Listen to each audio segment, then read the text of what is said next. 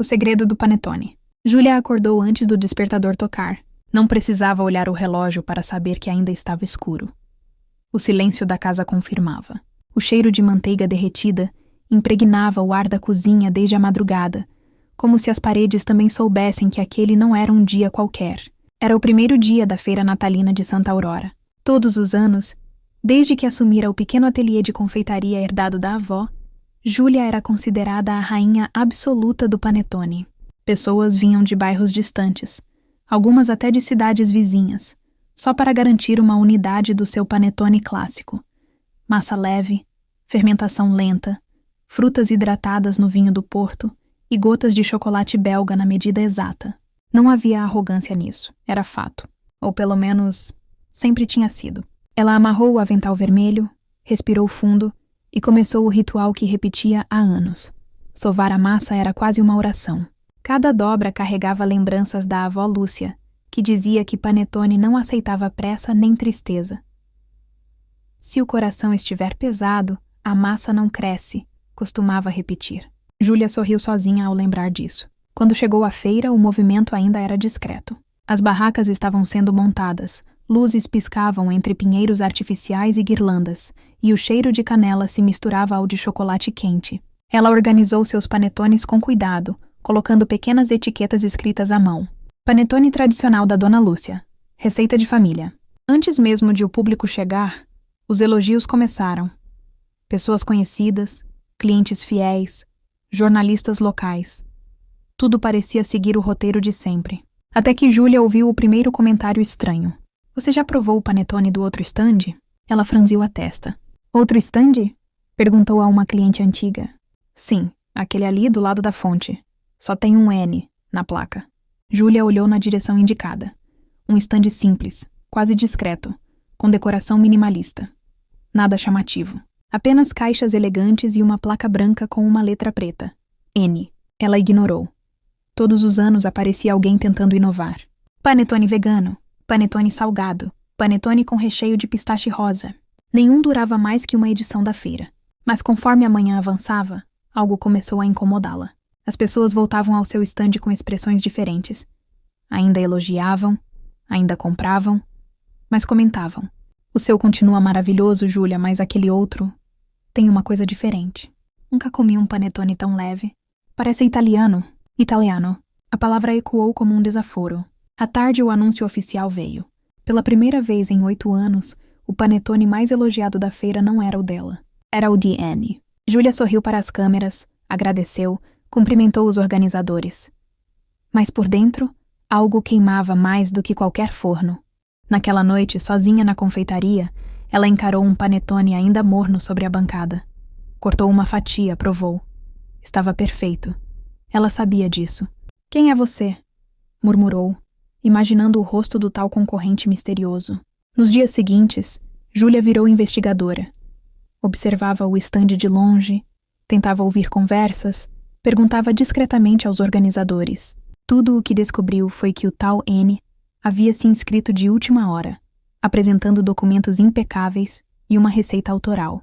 Ninguém sabia mais. No terceiro dia de feira, ela decidiu ir até lá. O estande estava vazio no momento. Apenas um homem organizava caixas nos fundos. Alto, cabelos castanhos levemente bagunçados, mangas da camisa dobradas, mãos cobertas de farinha. Júlia se aproximou. Boa tarde. Ele levantou o rosto. E o mundo parou por um segundo. Júlia? Ela sentiu o chão sumir sob os pés. Nicolas? Ele sorriu, um sorriso incrédulo, quase emocionado. Faz quanto tempo? 15 anos? Júlia piscou, tentando reorganizar memórias que não esperava reencontrar ali. Nicolas. O menino que corria com ela pelas ruas da cidade, que roubava frutas do quintal da avó Lúcia, que prometera voltar quando partiu para a Itália com a mãe. Você é o N? Ela perguntou finalmente com a voz firme demais. Sou, respondeu ele sem perder o sorriso. Desculpa o suspense. Não foi planejado. Júlia cruzou os braços. Você sabia que era eu. Sabia. E sabia que você viria tirar satisfação. Ela bufou. Então é verdade. Você voltou da Itália se achando o rei do panetone? Nicolas riu. Não. Voltei porque senti saudade. E porque queria homenagear alguém. Ele pegou um panetone da vitrine e cortou uma fatia. Reconhece? Júlia provou. Seus olhos se arregalaram. Isso é impossível. Não é. Sua avó me ensinou quando eu era criança. Lembra? Eu ficava na cozinha fingindo ajudar. A lembrança veio com força. Nicolas sentado no balcão, roubando gotas de chocolate, rindo enquanto Dona Lúcia fingia brigar. Eu levei essa receita comigo. Ele continuou. Estudei, aperfeiçoei, respeitei cada detalhe, mas nunca esqueci de onde veio. O silêncio entre eles era carregado de passado. Você podia ter me contado, Júlia disse mais baixo. Podia, mas achei que seria mais justo assim, sem favoritismo, sem nostalgia. Ela respirou fundo. Você ganhou? Não. Nós ganhamos, ele respondeu. Porque o melhor panetone dessa feira nasceu naquela cozinha. Nos dias seguintes, a rivalidade virou convivência. Júlia passou a visitar o estande de Nicolas. Eles trocavam técnicas, discutiam fermentação, lembravam da avó, riam. À noite, depois da feira, cozinhavam juntos na antiga confeitaria. Farinha no rosto, mãos que se tocavam sem perceber, olhares demorados demais. A cidade comentava. O clima natalino parecia envolver tudo. Na véspera de Natal, Nicolas apareceu mais cedo. Preciso te mostrar uma coisa, disse. Ele a levou até a cozinha e colocou sobre a bancada um caderno antigo, amarelado. Encontrei entre as coisas da minha mãe. É da sua avó. Júlia abriu com cuidado. Receitas, anotações, bilhetes. Na última página, um texto curto. Para Júlia e Nicolas. Porque algumas receitas só crescem quando feitas juntos. Júlia sentiu os olhos marejarem. Ela sabia, sussurrou. Nicolas segurou sua mão. Sempre soube. Lá fora, os sinos da igreja tocaram, anunciando o Natal. As luzes da cidade brilhavam. O cheiro de panetone quente preenchia o ar. Júlia olhou para Nicolas, sentindo algo que não sabia se era passado ou futuro. E agora? Perguntou. Ele sorriu, daquele jeito que fazia tudo parecer possível. Agora, a gente decide se essa história termina aqui, ou se começa de verdade. Júlia não respondeu de imediato à pergunta de Nicolas. O silêncio entre os dois não era desconfortável. Era cheio de possibilidades. Ela soltou a mão dele devagar, não por rejeição, mas porque precisava de ar. Precisava entender. Você apareceu na minha vida como quem vira uma receita do avesso, disse ela, caminhando até a janela da confeitaria. E agora quer que eu decida tudo de uma vez? Nicolas apoiou-se na bancada, observando-a com calma. Não quero que decida nada hoje, respondeu. Só não quero ir embora de novo sem saber se ainda existe um nós. A palavra ecoou no coração dela. Na manhã de Natal, Júlia acordou cedo, como sempre fazia, mas pela primeira vez em anos, não sentiu aquele peso silencioso que acompanhava as festas desde a morte da avó. A confeitaria estava viva outra vez. E não apenas pelos fornos ligados. Quando chegou à feira, encontrou um burburinho diferente. Pessoas se aglomeravam diante de um cartaz recém-colocado pelos organizadores. Anúncio especial. Panetone da cidade. Uma edição comemorativa criada em parceria por 2 confeiteiros que representam tradição e renovação. Júlia arregalou os olhos. Você sabia disso? Perguntou encarando Nicolas. Não completamente, ele respondeu sincero. Mas sugeri a ideia.